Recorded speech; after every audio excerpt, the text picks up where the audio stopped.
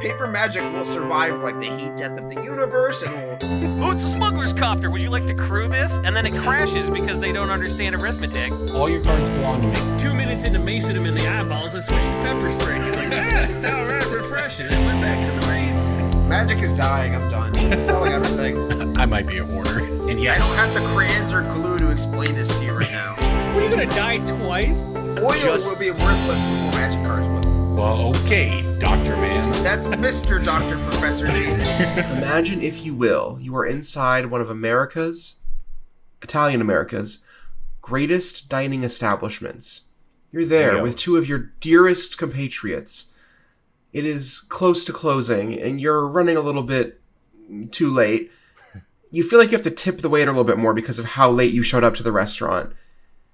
You ask them if they have Coke or Pepsi, and they say they have Coke, and you say thank God. And you get your Diet Coke, and you eat your crappy lasagna, and you talk about the day in Vegas. And that was Saturday night at Buca di Beppo with DJ and Corbin Hostler. And I wouldn't have traded that experience for the world. You two are podcast hosts that I have. I would run that back 10 times over the Bizarre Meat experience. So. It was great. We all got done with work. You all were already sitting at dinner, and I got to just come in and just like, get 12 hours out of me in 10 minutes. It was great. I would not trade that 10 times over for the the Bizarre Meat experience, because the steak I had there was transcendent. But as much as I loved the vibes of the big steakhouse 10-person dinner, the vibes on Saturday night were more my personal speed. Yes. In other Cozy words, dinner with a couple of homies is what I live for. We had a great time at MagicCon Las Vegas. I thought this was going to go in a slightly different direction, because when I asked if they had Pepsi or Coke at my Sunday night dinner, they said, "Oh, we have Coke." And I said, "That's great. I'll take a Coke." And they bring out a Coke, and then someone down the table snags my Coke because I'm too slow to ask my Coke. So now I got to ask for another Coke. So I ask another waiter I go, "Hey, could I get a Coke?" And he goes, "Oh, we have Pepsi products." And I go, I kind of do a little, I'm like looking at a bottle of Coke. And he's like, and I go, "Okay, that's fine. I'd rather have Mountain Dew anyway. Could I have Mountain Dew?" And he goes, "Sure." And about a couple minutes later, he brings me back a Mountain Dew. And then about 30 seconds after that, the original waiter brings me a Coke. I had both. What? I don't know. Did you? Are you sure you weren't just high? Yeah, I'm sure. I mean, he was definitely high, right? Like, that's a given. I was certainly running on a lack of sleep, but like I had a Coke in one hand and a Mountain Dew in the other. That's crazy. That's like luxury. That's like my dream meal of the Taco Bell breakfast hash browns as a side with my, like, I don't know, like Popeye's chicken sandwich. Yeah, sure. One of the best Italian restaurants in America. Well, in Las Vegas, for sure. Olive Garden? Little Caesars? True. I was going to say Little Caesars. I know that's right. I know that is correct. I can confirm the veracity of that statement. Little Caesars bangs. It's $8. I think a lot about opening up a Little Caesars franchise. Does the fact that it's named Little Caesars prevent it from being an Italian restaurant? Well, it's Roman. Is that a square rectangle situation? It's in the same. Italy, it's in the same. I went to Italy and I saw Roman architecture. Ergo, Yeah. pizza is Italian. DJ, do you know what the Caesar salad is named after? Like, do you know where the Caesar salad was invented? I feel like I've read this on Reddit at some point, but I cannot recall New it right now. Buffalo. It was in Mexico by a Hispanic dude whose last name was Caesar or something. Maybe he was Italian American. I can't remember. But he lived in Mexico because he had a bar across the border during Prohibition where he just like made a sweet salad and it was like called the Caesar salad, named after him. That's awesome. What a baller. Yeah. That dude has more like lasting legacy Aura. in his name Aura. than Elon Musk or the blood drinking guy will ever have. Yeah, Max. The blood drinking Aura. guy is really funny though. What's the Him blood? putting his PC rig inside like an oxygen enriched room is What's the blood drinking guy? There's just Brian one of those Johnson, I tech believe his name is. billionaires He's who a is tech like guy. infusing his son's blood into his own veins to make himself Jesus. younger. Like, Does and then it he work? met like a hippie girl who one-shotted him or whatever, and he just like started doing weird drugs and like ruining his body again. Many of us have encountered a beautiful woman in her late 20s who was a little bit odd, who did change our brain chemistry, and I think that's beautiful. there's only so many archetypes of person. Can't say it enough. He named his son Talmage and harvested his blood. Totally normal class of people, by the way. Yeah. That's the guy who drinks his son's blood. Once divided by the mind, now united by biology. Good God. Is that a Fish lyric? I've been one-shotted by this post. Here. Speaking of catatonic, there's a cat secret lair coming out from announced in Las Vegas. Oh, was there? And they announced it with a ton of cats. Wait. Oh, We showed you the Garfield card at dinner. I didn't okay. So here's the episode's a question. mess. So let's back up. Let's back up. We are all coming back from Las Vegas. We're all kind of disjointed. So welcome to Brainstorm Brewery, everybody. They had Cat Lair at MagicCon Vegas. You could walk into a Magic convention, Magic the Gathering, mind you, and walk into a room full of kittens and play with kittens, play with cats all day long. That was just a thing they had, a little glass zoo room you could go into in the middle of the con and play with cats. Magic is a really different place than it was 10 years ago. That's just true. That's all. It's a real convention is the biggest difference. That's we used to correct, have tournaments, and now we have conventions. And conventions specifically really need all of the little accoutrements. They need a tattoo artist. They need this giant, like building level structures that people are paid a lot of money to create that make you feel like you're walking in through Strixhaven or whatever. Somebody messaged, I was dealing with a customer and somebody asked me, oh, hey, is there anything, this is my first convention, which by the way, like almost half of the people who I dealt with, this was their first convention. Like, not even just a Magic convention, but like, this is my first convention. I'm very overwhelmed. This is crazy. Wow, this is insane. One of them said, hey, this is my first convention. Is there anything I should do? Like, what do you, as a veteran, think I should just do at this convention? And that was my advice, was just do all the little things you can't do at home. Go do the Strixhaven personality test. Apparently play with kittens, which I didn't learn there were kittens until the ride home from the airport when my wife said, hey, did you get to see the kittens? And I said, excuse me? But yeah, just if you are planning to go to Atlanta later this year, which is in September? ? I highly recommend you use some amount of your time, like spend 50% less time waiting in line and 50% more time trying to do the cool things that don't have lines. What about mini golf? Is mini golf a cool thing? Because you could play mini golf. Wait. Is the set dressing like Magic? Is it magicified? Like is the tap window mini like? golf. It was not magicified per se. It was in the midst of a bunch of very large magic, whatever the word DJ used earlier, set dressing. Accoutrement. Yeah, that one. Lots of set dressing. However, the holes themselves were the kind of small holes that are very clearly portable. You'd find at a mall kind of thing. I have to say, on that note, that's a rare miss. The mini golf was. Cats, free. The arcade, free. The slot cars, free. They have all this stuff that they've been adding over the past year. Then they have just basically a vendor come in and do the basic, just sort of like the most basic mini golf experience possible. And they were charging $10 or $15 a game.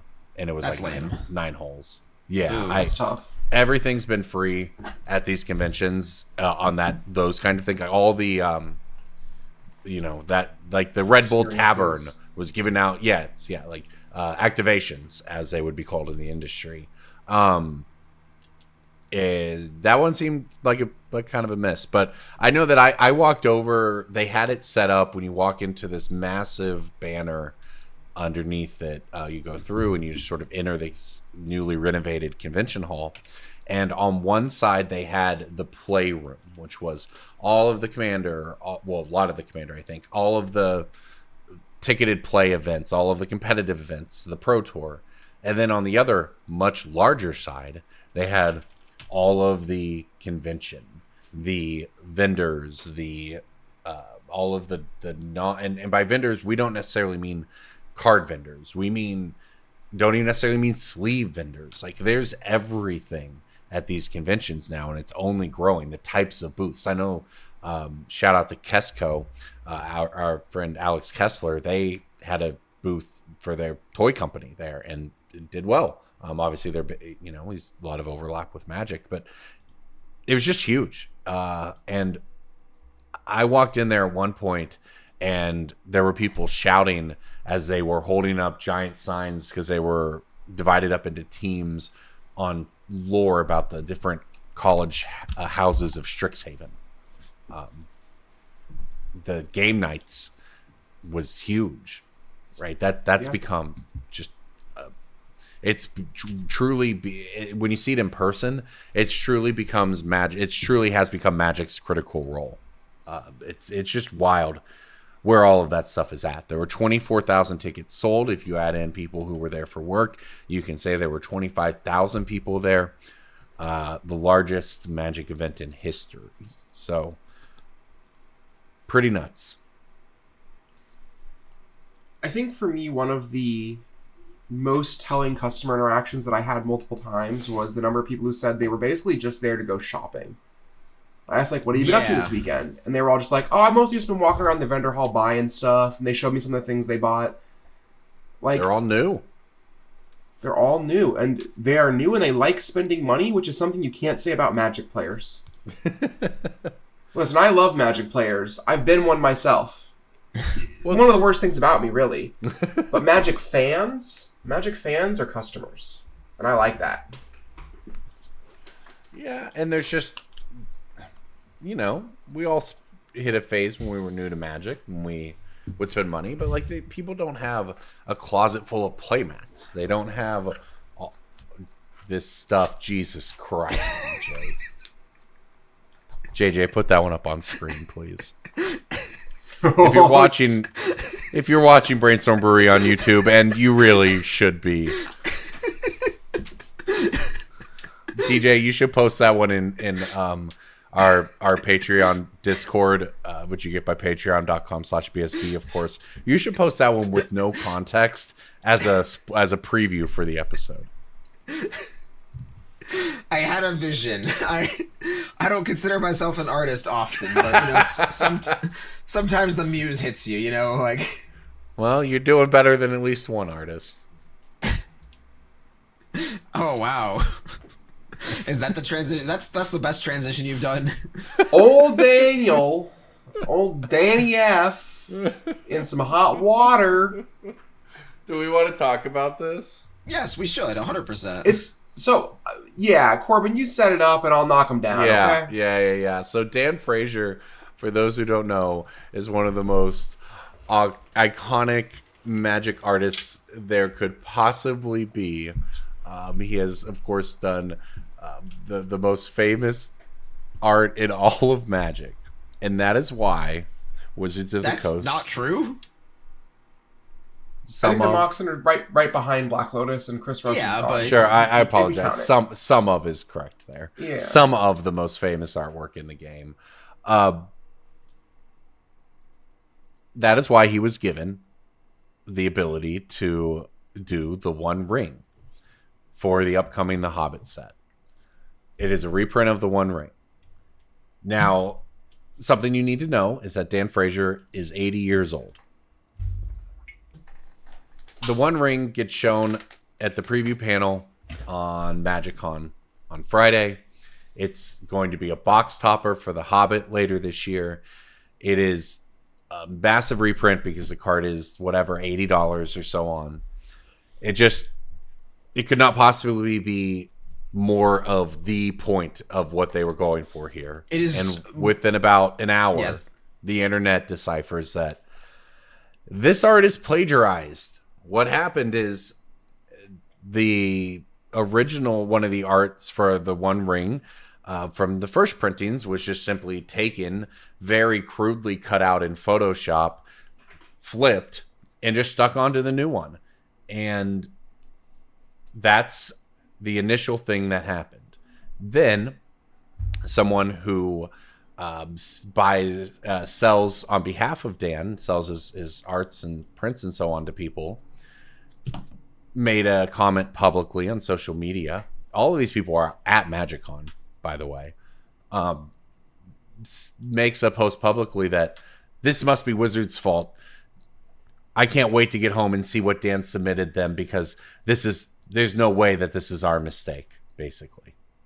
And then another artist, Donato, who is a massive artist in the community, who has some legitimate grievances with Wizards, then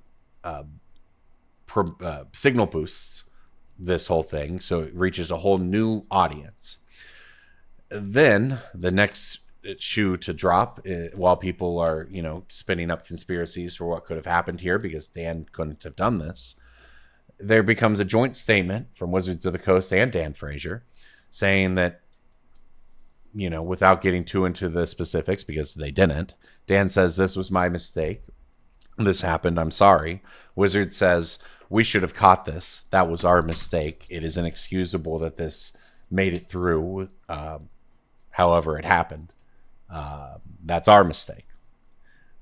That did not quell the conspiracies going around the internet. And when I say going around the internet, I don't mean going around the Magic internet. I mean like this really broke containment, and there were just things with millions of impressions on social media from non-Magic accounts spinning up conspiracy theories on all of this.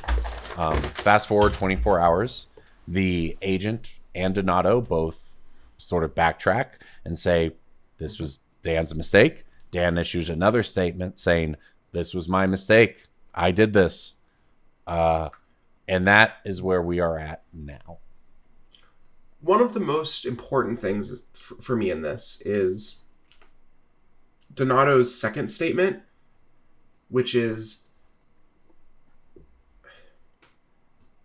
I think that this was a mistake. I think this was not Dan Frazier trying to cheat and plagiarize.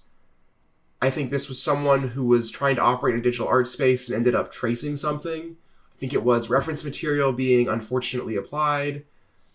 But those are just my feelings. What we have instead is statements from Wizards and Dan. Dan has accepted responsibility, and whether WotC put him up to it or not, that's where the responsibility is going to lie for everything that matters. Mm-hmm.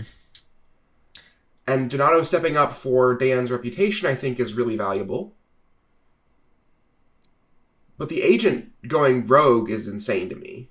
Well, there's a lot of yes, and this is where, if you're really into the weeds of it, there's debate on whether or not he's his agent. And the whole reason, because this is not the first time that there's been, and I don't want to use the wrong words here because I'm not an expert in the art space, but whether it's plagiarism or copying or tracing or whatever is not allowed, it's not the first time it's happened in Magic over the past few years, and Wizards has been very quick to just cut ties with the people who do it. No real fuss about it. Like, you can't do this, full stop. You're gone. But in this case, they kind of fell on their own sword and said, this shouldn't have happened.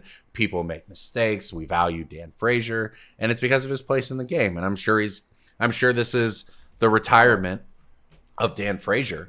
But Wizards is trying to have some grace for someone because again, keep in mind, all of these people crafting these statements are together at MagicCon. Like, this is not exchanging literally emails. in the same room. Yes. It's just a lot. I think part of it too is the details of the situation matter, right? Oh, 100%. Previous instances of plagiarism have been different situations, whether it's how they tried to obfuscate it, whether or not the person took responsibility. Right. Like, it's possible they approached Dan with it, and the way he handled the situation is the reason they are granting him so much grace, right? That's true. They said his, again, it's like, to the point about the agent, an agent is typically, if you think about it in sports, someone who speaks for somebody. So when that person came out and said, you know, this must be on Wizards and Dan couldn't have done this, people interpreted that as being from Dan. They interpreted Dan Frazier saying, I didn't do this. Wizards did this. When in reality, this guy was just spouting off before he even talked to Dan. His admitted statement was, when someone was like, hey, dude, everyone's like saying all this stuff because you said this. He's like, once we all sat down in a room, Dan admitted what he did and knew it was wrong. And it's like, okay, well, like, anyway, if he's his agent, if that's the term, that's not how you do it. Because look at what happened. This all happened because they didn't just let Dan Frazier respond. Like, did anyone even talk? Did anyone actually respect Dan? No one has had, there has not been enough respect for Dan Frazier. It went from people saying Dan could never do this to saying Dan's lying. Wizards paid him to do this. Like, what are we talking? Dan Frazier doesn't need money. He's 81 years old, man. He's doing okay where he's at in the world. He's not taking a payoff. Like, what are we doing? But it just became, like I said, it broke containment, and it just became clicks, and it became every single person who's had a problem with anything Wizards does, whether their things are legitimate or not, most of the time they are legitimate complaints. But now it has been, well, this is the reason this happened with Dan Frazier, is because of the problem I have with Wizards. If Wizards had fixed this wouldn't have happened. And the thing that needs fixed is their own personal grievance. And Dan has somehow become the scapegoat for all of this. And he doesn't really deserve it. Let the man take responsibility for it and just let it be. Like, move on. His legacy, he doesn't deserve this to be his final act in Magic, is to have his name drugged through the mud for everyone's clicks. Also, the thing about paying, like, the theory of them paying off Dan Frazier for this, is anybody who thinks it's WotC's fault was already going to think it was WotC's fault no matter what the statement was. Right, and Wizards Wizards took responsibility for their process failures, right? Like, that was, like, what do they think Wizards gained here? The fact that the two main statements that you cited, Corbin, were like, Dan's lying or WotC's lying, and it's like, I don't know, man, I think it depends. The truth is transient, shifting like water. It's somewhere in there, you know? It is, we couldn't have gone a Magic Con without some crazy drama, right? I don't know. Yeah. That's how it was across the con. For me at the PT, it was pretty sweet, honestly. Nathan Sawyer's back. He won. That was cool. The most popular deck, and maybe we can get into this later, the most popular deck for the second Pro Tour in a row got trounced. No copies of Visit Prowess in the top 8. We'll get into that perhaps later when we start talking picks of the week or breaking bulks and that kind of thing. But DJ Liz, what was the experience like from you at the Vender booth? So Vegas is always just kind of a fugue state. It is 3 nonstop days of buying cards all day. One of the biggest shifts they made for this event in particular is that there was no after hours time for the vendor hall. Prior Magic Cons have had a system where the vendor hall is kind of divided into 2, and one section of vendors pays extra to stay until midnight after the 7 p.m. event closes. And this option was not available at this Magic Con. I don't entirely know why. It's more than likely just some overhead logistics thing of, oh, we couldn't get this amount of staff to stay until midnight for whatever security reasons.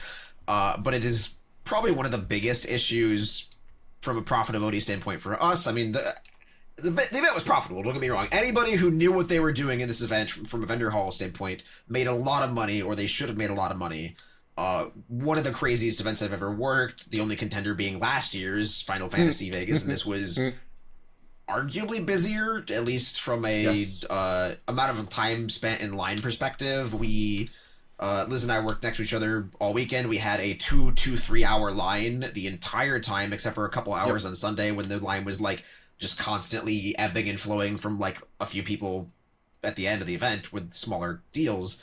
But like most of my coworkers were bogged down in just multiple hour collection buys where like we had 9 or 10 people buying all day, and a lot of them were dealing with just like collections that cannot be sped up. It's just this like trailers worth of hauling a wagon. This is the stuff I brought. I'm gonna sit with you all day. Let's get cozy.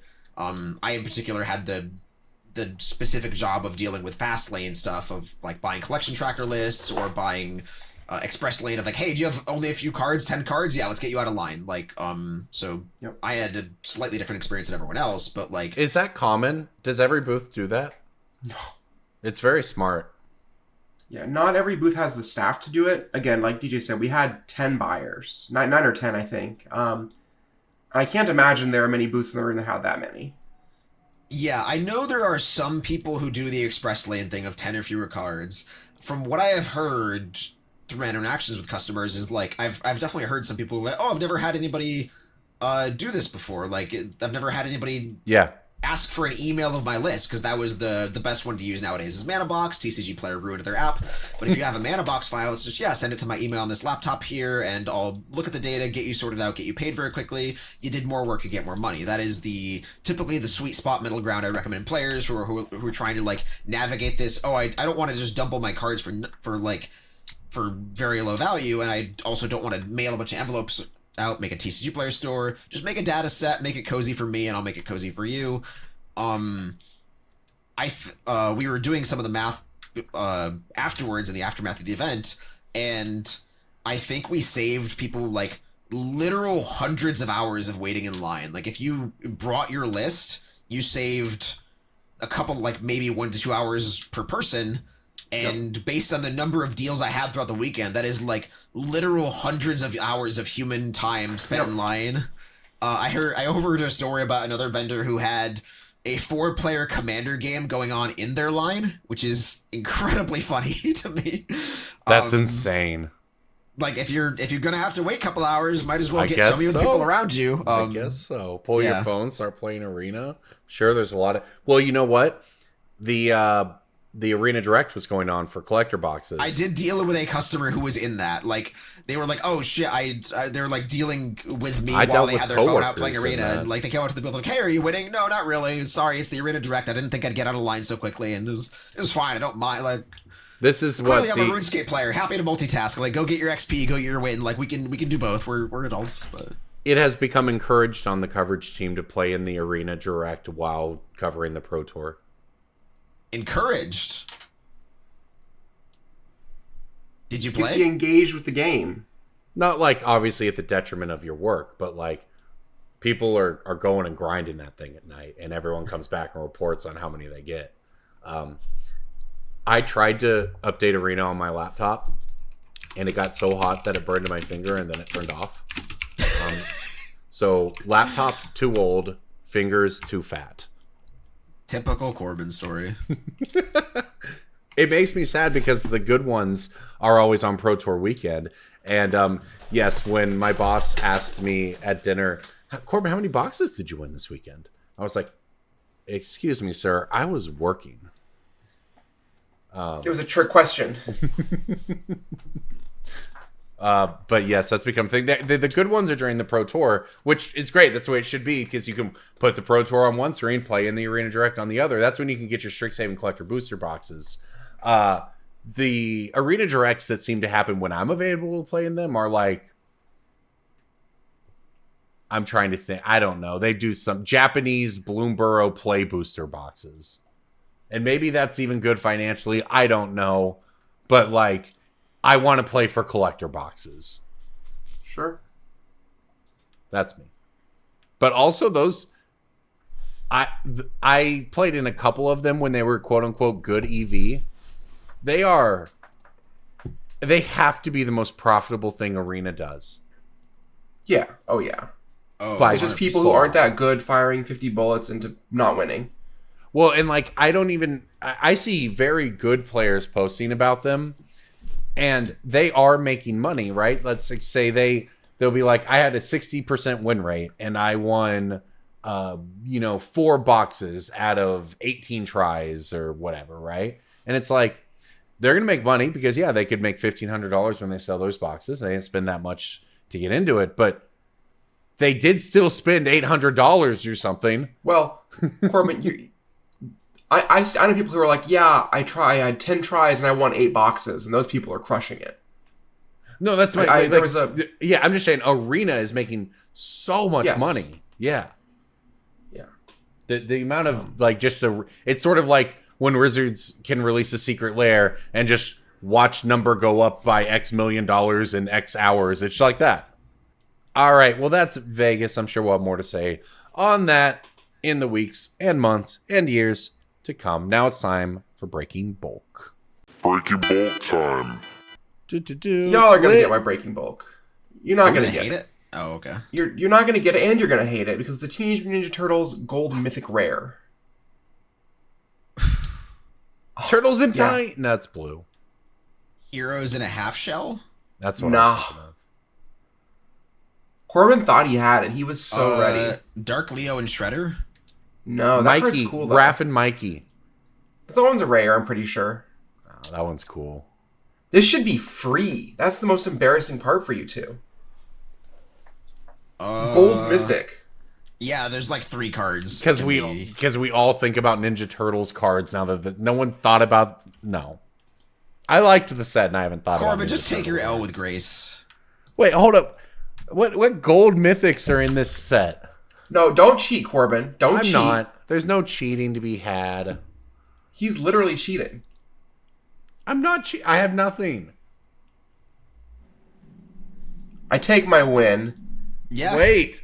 It's the Avatar card, the North Wind. I literally saw your monitor light up as you changed web pages to cheat, mother. I didn't. For those of you watching on YouTube, look at Corbin's face. Like you could see the screen go bright as he pulled up Scryfall. No, I have a screenshot on my computer that says turtling because it was me during a Ninja Turtles draft, and I opened it up, and it has Dawn and Raph, Mikey and Dawn, and we had guessed both of those already. So I was like low key looking at that, but you cheated. Not to get the answer though. To not get the answer. If you think that Corbin cheated on this Breaking Bulk, get in the comments and say, Corbin, you suck. I do. It is Northwind Avatar. We need 49% Corbin defenders and 51% Corbin haters. That way it looks like our win is justified, just like the American electorate. I'm gonna need you all to decide on which state you're in the comments, and then wait. Talk about Northwind Avatar. The Florida argumenters are the most important by far. We're gonna gerrymander the Northwind Avatar debate. What is Northwind Avatar? Card's got a buy list of $1.50 in multiple places, seeing a little bit of standard play. Low is 70 cents. I don't know. I'm gonna get a bunch of these in bulk mythics over the next year, and it's a dragon, and it's a wish, and like. It's a spirit, it's got which standard is a lot play. more relevant now. Yeah, and it's an avatar, which if you're airbending, that could be big. All right, DJ, what do you got? I like Liz's pick. Corbin, you're wrong. You cheated. Take the L, bozo. I attempted to cheat. I failed. I have. That's worse. You know that's worse, right? But then I got it right myself, so it really was a lesson in hubris. I have a Phyrexia All Be One uncommon. It's green. A natural restoration. No. Tyvar's Stand. No. Infectious Bite. Yes. Oh, let's go! Redeemed, Corbin. I have an XL deck. Infectious Bite is a 1 and a green instant. Target creature you control deals damage equal to its power to target creature you don't control, and then each opponent gets a poison counter. You do not need to have a legal target to cast this, so you can just like... Or wait, do you? Does your opponent have to have a creature for you to cast this? Infectious Bite? Yeah. Yes. Okay. But that's great. That's the point. It's removal, but poison. It is removal, and it is the number of cards that just give your opponent a poison counter without having to engage in combat is very low. Yep. There's a blue one, there's a couple black ones, and there's this green one. Because you still only need to count to 10 in Commander, you can start the Proliferate engine, and normally people are all shields up, block the infect creatures, block the toxic creatures. Infectious Bite gets things going. It also removes a blocker. It is 35-cent buy list, and it's just a good card. My XL deck, people don't like it because it's infect, obviously, But the goal of the deck is actually, you do often win via poison counters, but it's more, if people don't know Excel, it's this thing where if your opponents have 3 or more poison counters, at the end of the turn, you get like the top card of their deck face down and you can play it. So my goal is actually get to people to 3 and then value engine them out rather than turbo them up to 10. And so cards like Infectious Bite are really cool in the deck. All right. I have a colorless uncommon from Innistrad Midnight Hunt. Moon Sliver Key. Yes. It's not a secret. I knew we'd get it because we had, I don't remember who it was, did one from this set a while back, or not very long ago. But I do want to call attention to it because it's almost $1. It's a pretty good one. It's been kind of trending up a little bit recently. No reprints at all for Moon Silver Key. The Time Spiral remastered foils of this are so expensive. Does it have a TSR printing? Or Midnight, sorry. I was thinking double Manifold feature, Key. right? I meant that, yes, that's what I meant. The double feature foils of this are very expensive. Just that set was not opened at all and does have good cards in it. Yep. They're like $40 cards that are often arbitrageable from Europe. If you go to Card Market, there are more affordable copies, and it's if you're already buying from somebody over there. And a little break. Sometimes shipping is expensive over there, but like even if you calculate for shipping and the currency conversion, it's usually pretty reasonable. In a little breaking bulk of the week here, Moon Silver Key, the double feature one, the base copy of that has actually doubled in price from like $2 to $5 over the last 2 months or so. Sweet. Fun fact. Those I haven't gone too deep of a dive on double feature stuff, but they're kind of scarce. There's actually a surprising number of very expensive foils in that set. And the way that we know that is because we use MTG Ban. You can use MTG Ban too, and you can do it at a discount if you use the promo code 50BSB. That will get you, along with the free trial you can do, get you quite a bit of value just to get into the Ban ecosystem where you can look up all of these cards. We use Ban every day in all of our businesses. DJ, what is the most useful Ban feature for you in your day-to-day? So I use Ban a lot of the time to price out collections and help formulate fair, reasonable offers for collections that can sometimes be really hard to price otherwise. I recently bought a very large CEDH collection where the data on some of the cards are all over the place. TCG low versus TCG market is very skewed in both directions. There's just a whole lot of numbers that are hard to parse if you don't have access to a broader view of the industry. So I uploaded the collection from Moxfield. They just made a deck list in Moxfield and had all the printings match, which I think a lot of players are doing nowadays. They like to see the number go up. They like to keep track of exactly what they need left for their deck. Like, oh, I need these 5 foil cards left for my deck. It's very easy for me to just look at the Moxfield list and do it. Ban works with Moxfield, so you can just put the URL into Ban, upload it, pull out exactly every card's version, all of the buy list card versions for that card. So you can see, oh, this foil Gaia's Cradle. What does the industry look like as a whole? What's TCG Player, which TCG Player forgot the card is really all over the place. But what does Star City pay for a foil Gaia's Cradle? What does Strike Zone pay for it? What does Card Kingdom pay?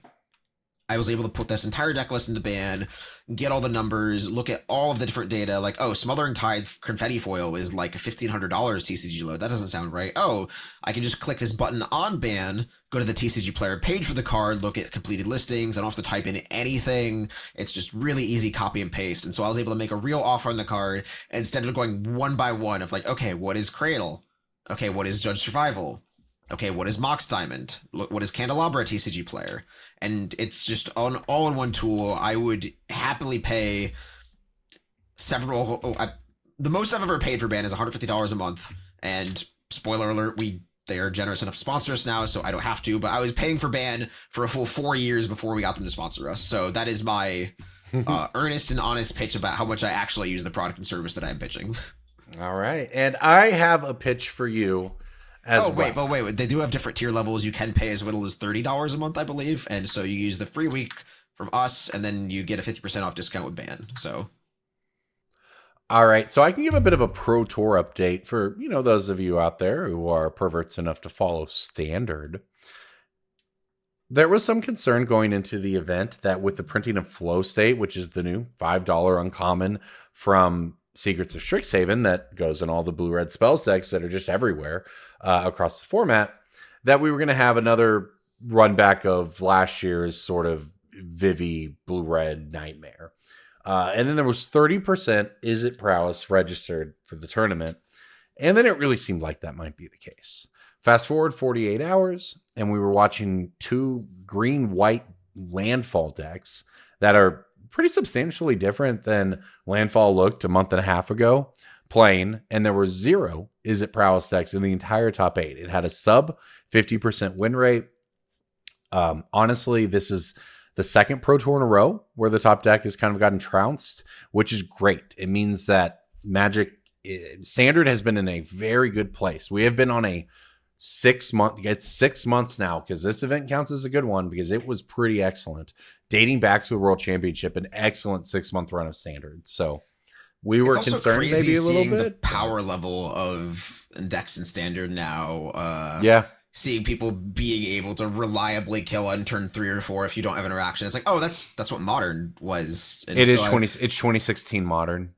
Yeah, so that's why it's good. I agree. I think Standard's in a very healthy place. As somebody who doesn't play the format but watches it from afar, I've seen more and more players coming in from Universes Beyond through Commander and wanting to dip their toes into Standard as just a way to play competitively. Of like, oh, I got into the game through Universes Beyond, found about Commander, downloaded Arena, found out about Standard through Arena, and now want to play Standard and Paper. Like, there's a weirder pipeline that is going on, but is much more common than I think the old guard think it is. That's interesting, yeah. Well, it's important that we are in this period of, if you wanted to build any of the decks that did well at Worlds, almost all of those decks are still fairly playable, right? Like, Is It Lessons was a big breakout deck there. It put a player into the top 8. A lot of maybe the Reanimator lists have kind of fallen off, but you can do things with those cards. It's not been terrible, and everything else has been great. And so it's a good time, and it would also be a good time if this Landfall deck, which is made mostly possible by Avatar cards, is around in Magic for the next year and a half, like through its time, is playable throughout its time in Standard, but goes through sort of ebbs and flows, right? Same with Is It, because you want those people to feel like they want to invest into the format, and then they need to actually have the time to do so and play and get some use out of it, so they don't feel like it was a bad investment.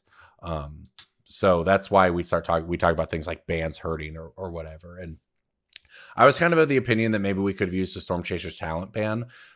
Maybe that's not the case, but maybe I also think you could ban that and those decks would still be playable. And I think we're in a period where it's sort of everyone was gunning for Is It, and the Is It decks had to gun for each other.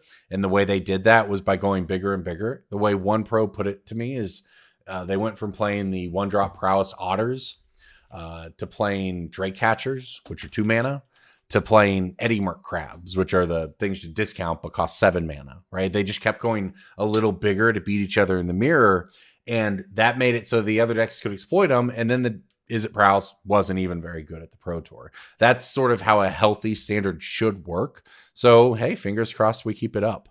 Pick of the week, pick of the week, pick of the week. Time for the pick of the week. And on that note, I'm going to talk about a Secrets of Strixhaven card that might fall a little more, although it's been fairly flat right now. But it's one with a lot of potential, a lot going for it, and one I saw used very effectively at the Pro Tour. And that card is Flashback. It's about $4 right now. Secrets of Strixhaven rare. I watched a Jeskai control deck, and the control decks did struggle a little bit, but the ones that were the best were using Tablet of Discovery from Secrets of Strixhaven, because it allows them to ramp into a turn 5 Jeskai Revelation, which is the real reason those decks are good. And Flashback allows you to then have a turn 6 Jeskai Revelation. So the Tablet of Discovery control archetype, I think, is maybe just getting going. It's good to know that Cruel Ultimatum will be reborn in all formats at any point. Yep. Like, it's a 7-mana card that does 17 different things. It slices, it dices. It's very appropriately named Revelation because one leads into the other. Always. I watched a deep in the Pro Tour, a Jeskai control player playing the deck, and I thought they were in trouble. They were facing down 2 just massive landfall creatures, and they were basically like doing this combination of chump blocking and tapping it down with the, I don't remember the card, but the blue-red one I called out from Strixhaven a couple weeks ago. All this stuff just to survive. And I thought, oh, this is over. And then next thing I know, they just Jeskai Revelation, and then flashback Jeskai Revelation. All of a sudden, they weren't even remotely close to dead. And in fact, they won 2 turns later. So yeah, like I said, I just think that flashback has a lot going for it, and it'll probably get a little cheaper. And it's just at that point something to pick up. Cards that scale well with the number of cards in the format, I think will outperform over a 3-year standard. And the 3 years, we haven't seen a ton of cards that were explicitly designed for the 3-year standard see the next 3 years of standard rotation, right? Like, obviously Foundations was a couple years ago. It was designed to be in standard with 5 years in mind, but like, we're only a couple years into that cycle of, oh, let's see all the cards come out over 5 years that work with Foundations. And just like flashback, I think, is going to be one of those cards of like, oh, we're going to see cards printed in 2029 that are still working with flashback, and that will have your flashback copies will not be any easier to get 3 years from now. It's a wild thing you just said, 2029, and yet it's true. Like, there's gonna be a lot of instants of sorceries printed, and yeah, I mean, and the rate magic is like we're getting a Snapcaster Mage in Reality Fracture. It's Stingcaster Mage, and like, there's going to be synergies there, and maybe that informs their design decisions over 3 years. Maybe they have to constrain and hold back their power level of things that can be flashed back. I mean, I trust the play design team to be able to do that. Well, yeah, there could be, say, a card that has a like an Ancestral Vision type card where the casting cost is very low, but it has a restriction on how it's supposed to be played. That's the sort of use case where flashback becomes like sort of more powerful than just a really flexible way to recur either removal or counter magic or Jeskai Revelation. But yeah, I still think that the number of cards printed in the next few years will help boost flashback's profile. What do you think? My pick of the week is weird. It's different. It's a DJ pick. It's very much something we haven't talked a ton about over the past few years because there's been this almost perception of it being dead. But that is bulk commons and uncommons. So we've talked a lot about the increase in player base, the massive just boom that the game has had from Universes Beyond. And I think we had a bit of a mismatch of timelines where for so long there was too much bulk in the industry. There was just all the collector packs were opening up, like 2020 to 2023 or 4, just like so much bulk. Everyone has all the bulk cards. Like, there's just all this leftover stuff from COVID of people cracking packs. Just like all the bulk was everywhere. You could buy bulk for very, very cheap. Star City is like the canary in the coal mine here for the industry's bulk rate. $3 per thousand, $4 per thousand. Not amazing, not great. It's historically been $5 for the past 20 years.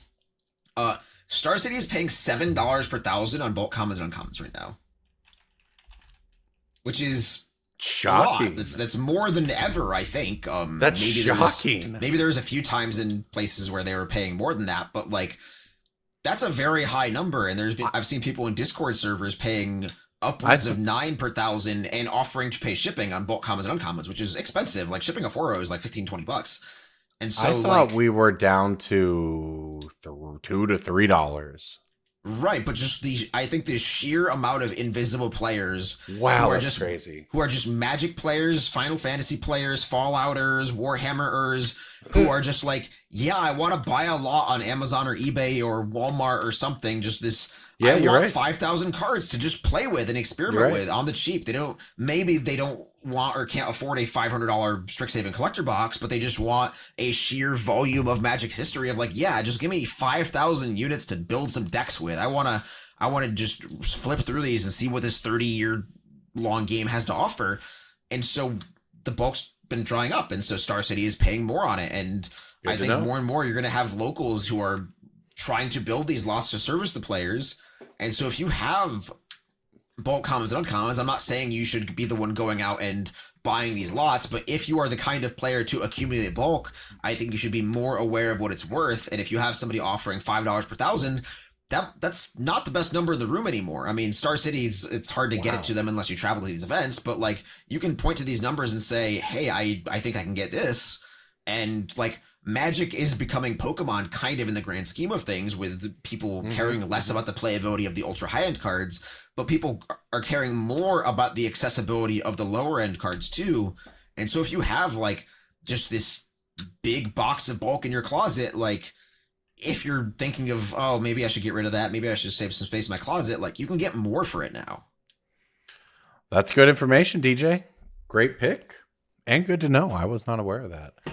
And if you weren't aware, you can go to patreon.com/BSB to support this show. You'll have access to the episodes early if you want to subscribe at that tier. You also get access at any tier to the Discord, which is a pretty nice place to be. And you'll get access to the spreadsheets to see our picks of the week and breaking bulk early, which is where you will see that Liz, who had to step away, picked Bloomtinder for this week. So shout out to Bloomtinder, which was, by the way, once an enormously expensive card, which is much more affordable now with the reprint, primed to go back up in that time period. And I think that does it for us for now. So Vegas was kind of the end of the calendar in terms of what I had thought about. It turns out I have a bunch more events coming up from home, including an NRG next weekend. You can catch me doing commentary on Sunday. What do you have coming up, DJ? I am home this week, and then I have a 3-week gauntlet of Phoenix, Arizona for a Collecticon, into a Orlando Collecticon, into the regional championship in DC. So May is quite busy for me. If you're at any of those, feel free to stop by and say hello. I'll be at the big purple booth, Tales of Adventure. And yeah, I am excited for the future of this industry. I've been saying that for the past few years. I think that Magic is booming. It's scary to think of how big this game can get. It's just become more and more mainstream, more and more popular. I think Wizards are making a lot of bad calls. I mean, don't get me wrong. You'll be the first to hear me shouting from the rooftops when they make something that I think is wrong or frustrating or just doesn't work the way it should. But in terms of the broader direction of the game and this universe's beyondification of everything, it's really cool to see just how many people have gotten into the game and how many people are enjoying the game. Yeah, absolutely. All right. Well, thank you everyone for listening. Thanks everyone who came up and said hi at the PT at the MagicCon. Shout out to Ban and shout out to all of our patrons who go to patreon.com/BSB. If you miss Vegas, there is always a standing offer at Magic Cons. There's a $20 bounty to tip Corbin's drink over. Just saying. See you next time, everybody. That was good.